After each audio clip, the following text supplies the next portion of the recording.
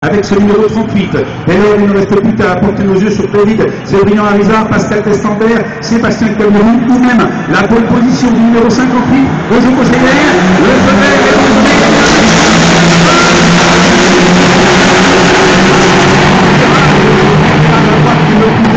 le plus impressionnant, qui de Sébastien Cameroun, de Roger ou même de Pascal Testambert osera en profiter avec déjà Jean-Marie Ferret qui commence à s'extirper de la masse. Attention, ce premier virage est toujours très délicat avec des quilles qui ont déjà volé. J'ai peur que les Toki ne commencent à crépiter parce qu'il y a eu un petit peu d'affolement. Un affolement logique est constaté. On met en température vos 1,9, mais ça part très fort. Ça pourrait donc bien faire quant à Gaël Castelli, pardon, il est un petit peu noyé dans la masse. Il cherche à s'extirper. Il est aux alentours de la 7e, 8e position. Il s'est fait enfermer. Mais c'est logique, hein, on a véritablement une moute. Bruno Fretté nous parlait de ces 301 chevaux. Eh bien, décidément, elles sont au rendez-vous, avec une amélioration et donc une évolution à attendre pour 2012. L'objectif n'est évidemment pas de se laisser distancer. C'est le cas, en revanche, pour Pascal Testambert, qui perd un tout petit peu les pédales. Avec un peloton divisé en trois, une première partie détachée par du blanc et du bleu, et puis un Gaël Castelli complètement embourbé. Hein. C'est la difficulté de la discipline. Si on n'arrive pas dès les premiers tours à prendre le large, eh bien après on se voit totalement confondu dans le mouvement. Nous arrivons donc sur la dernière partie, et vous qui êtes du côté du Grand Prix, vous les voyez passer en premier, avec la réaccélération et le premier passage, mesdames, messieurs, alors que le train va maintenant s'étirer, le TGV,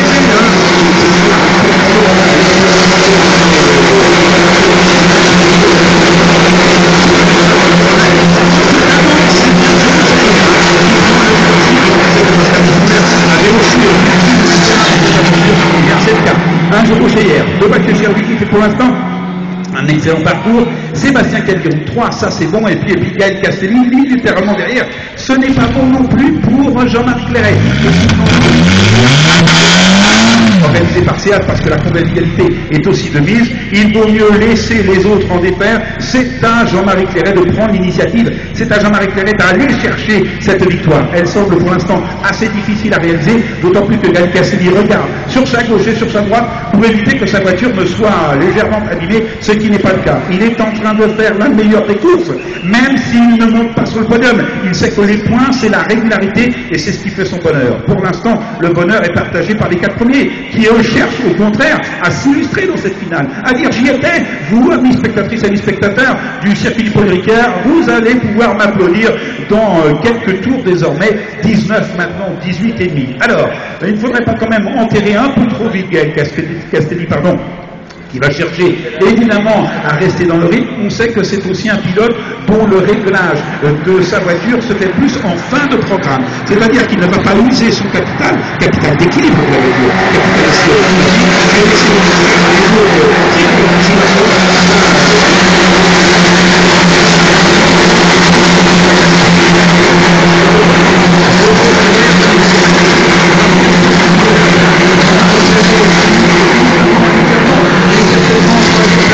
voilà l'objectif qui s'était fixé, à remonter le mouvement et ne pas perdre trop de terrain. Et nous arrivons donc sur cette longue ligne droite du Mistral, qui est le seul endroit où l'on peut très logiquement faire la vitesse maximale de la voiture. Alors on a choisi un terrain plus petit, 3 km 793. Rassurez-vous, ça suffit amplement pour donner du plaisir, notamment pour arriver sur cette courbe de cygne, dont certains dans d'autres disciplines ne lâchent pas d'un cran l'accélérateur et la prennent en pleine position. En revanche, après le double droit du Boisset, là il faut négocier les choses de manière un peu différente. Du coup, toujours un GR, 2, ça ne changera pas pour la position, 3 pour légèrement détaché, 5 pour Gaël Castelli. Regardez, si vous avez bien cette perception, vous qui avez la chance d'être sur les différentes buts, parce que vous savez que sur les circuits, on a réouvert un certain nombre de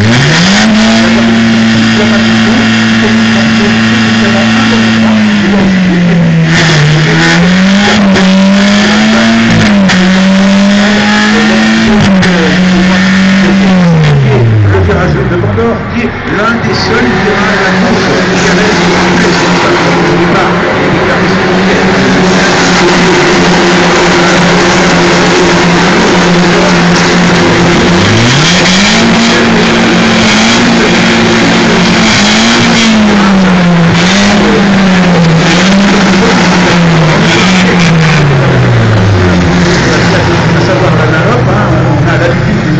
avec notamment le passage sur on a une bonne appréciation des choses.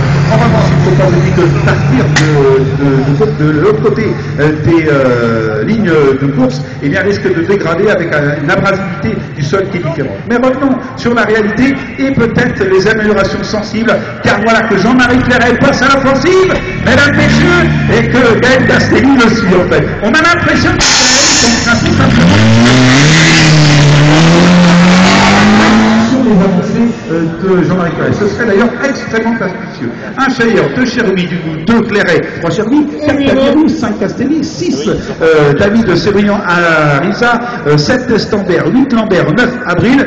Voilà un petit peu quelques difficultés sur Pascal Destambert, dont on attendait quand même que cette 3e place lui soit un petit peu plus fréquente au niveau du rattrapage. Mais bon, il est là encore plus perturbé. Et puis Gaël Castelli qui passe désormais en sandwich entre Cabirou et Sébriand. Ça peut être sur Jean-Marie Clairet. Je regarde justement ses positionnements et son